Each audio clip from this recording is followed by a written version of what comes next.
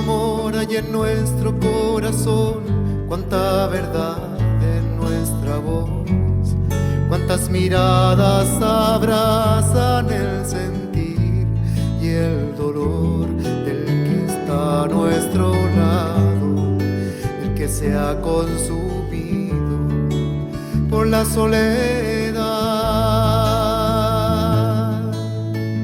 La caridad produce caridad. Queridos hermanos y hermanas, bienvenidos una vez más al programa Cristianismo en el siglo XXI, un programa de Radio Anglicana donde tratamos de exponer los importantes retos a los que creemos tendrá que enfrentarse el cristianismo en el futuro. Está a cargo del reverendo Juan Larios, presbítero de la Iglesia Española Reformada Episcopal, y puedes escucharnos todos los miércoles y sábados a las 5 p.m. Esto es Radio Anglicana. Como decíamos en el anterior programa, vamos a seguir desarrollando algunos aspectos necesarios de esa vida nueva y que facilitarán la proclamación de nuestra fe y una mejor comprensión de esa nueva realidad en los años venideros. Pero hemos de tener en cuenta, obviamente, que vivimos en el siglo XXI y la realidad, como estamos viendo, ha cambiado y cambia estrepitosamente día a día. Y como primer punto, deberíamos aceptar la necesidad de presentar la fe de una forma nueva. Es decir, hemos de presentarla, en primer lugar, con un lenguaje nuevo, diferente, que sea perfectamente entendible por la sociedad actual. Y esto, hermanos y hermanas, no significa para nada, y aun a pesar de lo que se esté predicando por parte de algunos sectores de nuestra propia comunión, que los que así pensamos y vivimos estemos presentando una fe distinta, antibíblica. No, para nada. Quienes así lo afirman, me temo, que creen en un evangelio cerrado y clausurado, es decir, muerto, que ya no dice nada. Pero el evangelio jamás morirá, porque es palabra viva, es palabra creadora, en constante dinámica creación. Y para empezar a construir ese nuevo lenguaje, no tendremos más remedio que hacer una lectura crítica de las Escrituras. Esto para empezar, así como de nuestras propias doctrinas. No tendremos más remedio que llevar a cabo una nueva visión de la moral cristiana, cosa tremendamente importante y necesaria y urgente, así también como de nuestra teología en general, nuestra cristología y en cuanto a las diferentes disciplinas.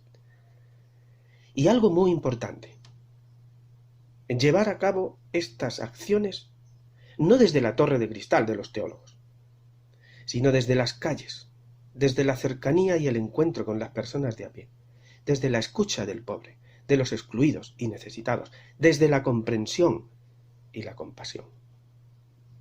Esto ya lo dijo hace mucho tiempo Brunner. Y en esta línea creo que deberíamos clarificar algunas cuestiones. Primera, habremos de realizar, como acabo de decir, esa nueva lectura de las Escrituras, tanto del Antiguo como del Nuevo Testamento.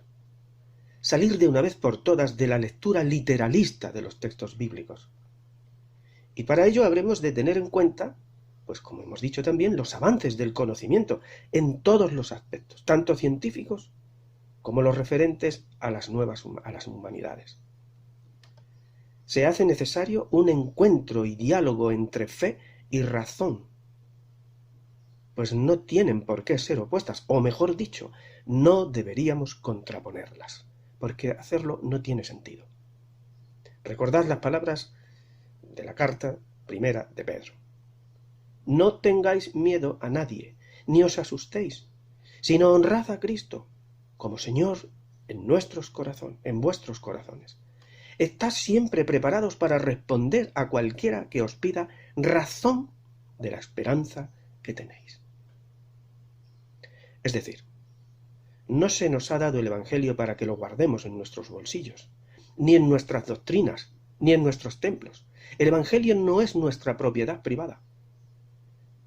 Se ha puesto en nuestras manos para compartirlo, para sembrarlo en los corazones y para que llegue a dar su fruto. Esto lo tenían clarísimo los primeros cristianos. Y así lo expresaba incluso el apóstol Pablo. ¡Ay de mí si no anunciase el Evangelio! Pero desgraciadamente hemos convertido la fe y el Evangelio, al parecer, en una parcela que tenemos que defender a capa y espada, tanto de los enemigos de afuera como de los de dentro. Algo que debemos preservar de cualquier postulado que no se ajuste a nuestros cánones. Y en esta manera de actuar hemos causado divisiones, rupturas, enfrentamientos, que solo han hecho que deteriorar y enfermar a la propia Iglesia, haciéndola poco creíble en nuestro mundo. Y desgraciadamente, me temo que seguimos haciéndolo. Dar razón de nuestra fe significa llevar a cabo una vivencia consciente, llena de gozo de aquello que hemos recibido, y que nos hace creer en un futuro nuevo y más humano, y transmitirlo a los demás, pero de manera respetuosa y sencilla, no con amenazas condenatorias o imposiciones. Dar razón de nuestra fe implica hacerlo de forma razonable. Como diría el filósofo Blondel, una fe que no se reflexiona no es fe cristiana. La fe no implica prescindir del razonamiento y de la reflexión. Si prescindimos de la reflexión y la razón, la convertimos en pura superstición y caemos irremediablemente en planteamientos fundamentalistas. Y el fundamentalismo rompe el diálogo social, es nocivo para la proclamación del Evangelio y para la construcción del reino. Estoy totalmente convencido, al menos desde mi experiencia. La fe cristiana es la respuesta a un Dios que ha entrado en diálogo con nosotros, en la persona de Jesús, una persona humana. Por tanto, solamente es posible su transmisión en el contexto dialogal. De no hacerlo así, la semilla no dará su fruto. Dar razón de nuestra fe implica, por tanto, un acercamiento y adecuación al pensamiento y a la cultura en la que vivimos. Hemos de ser conscientes de que las realidades históricas y culturales cambian. Y no por eso son malas, tendrán sus consecuencias, tendrán sus acciones, obviamente negativas y malas, pero no significa que sea todo malo. Hemos de ser conscientes de los problemas y realidades en los que nos movemos, pero no como algo que está fuera de nosotros, como si nosotros no fuésemos de este mundo. No, no es así. Toda esa realidad que nos rodea y en la que vivimos inmersos forma parte de nuestra realidad creyente y humana. Esta es nuestra historia, este es nuestro mundo. Nada de lo que ocurre nos debería ser ajeno. Y si no entramos en diálogo con nuestro entorno, si no sintonizamos con él, no será posible dar un testimonio real y efectivo de nuestra fe. Y no lo olvidemos, e insisto, Dios ha entrado en diálogo con nosotros en nuestra propia historia, en nuestra cultura, desde dentro, entre nosotros, con nosotros, hecho humano, aceptando nuestras propias limitaciones, pero descubriéndonos nuestra verdadera esencia, que somos hechos a imagen y semejanza de Él mismo. ¿Qué mayor reflexión existencial, teológica o filosófica que esa? En segundo lugar, es necesaria también una nueva lectura de nuestra cristología, más real y más evangélica. Es decir, deberíamos recuperar la cristología desde abajo, o lo que es lo mismo, desde el acercamiento a Jesús de Nazaret. Esto significa abrirla a la realidad del misterio pascual, a su revelación, y no mirar la encarnación exclusivamente como acción para remediar el pecado de la humanidad. La encarnación forma parte del proyecto de amor de ese Dios, Padre, Madre, que es eso, amor, que no es otra cosa. Y que en la persona de Jesús y por su Espíritu nos comunica su vida, su misericordia, su perdón, su amor. No puedo entender la muerte de Jesús como un acto vengativo por la cuestión de honor de su Padre, muy ofendido por nuestro pecado, y que por tanto exige para reparar ese honor la muerte sangrienta y cruenta de un inocente, nada menos que su hijo. No puedo entenderlo así. Solo puedo entenderlo como un acto de amor y de entrega del propio Jesús al servicio del reino del Padre, al servicio del proyecto del Padre, proyecto de amor, de reconciliación, y que aun viendo lo que le iba a ocurrir, fue fiel a ese proyecto y obediente, y se encaminó hacia el final y sus peores consecuencias. Eso sí es fidelidad y amor. Eso sí es sentido de encarnación.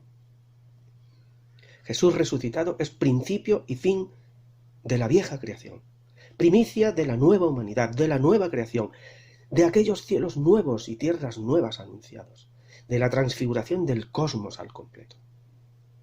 Por tanto, deberíamos pasar de esa visión de un Dios Padre omnipotente, todopoderoso, Señor de los ejércitos, juez, entendiendo la justicia de Dios desde nuestro punto de vista, como la justicia romana.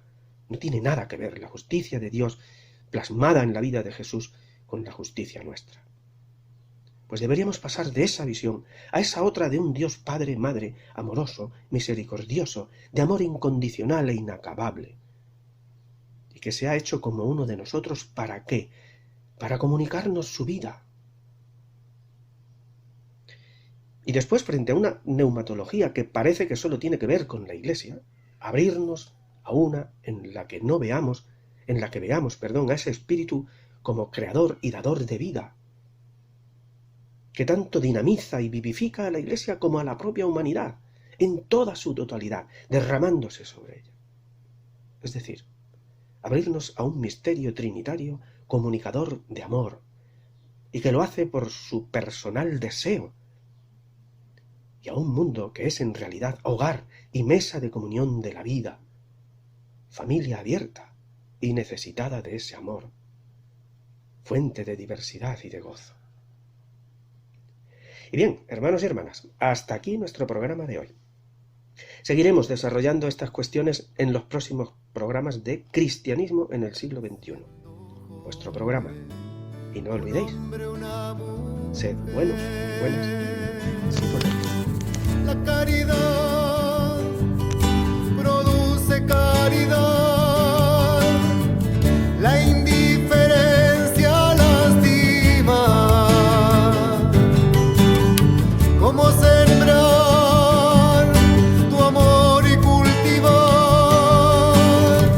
los brotes de tu semilla? Enséñame a amarte en los demás. Esta es Radio Anglicana, transmitiendo vía internet en www.radioanglicana.es.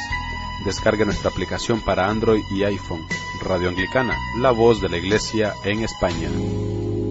Cantad y orad con nosotros, jóvenes de toda la tierra. Cantad y anunciad con nosotros por las sendas del mundo la buena noticia.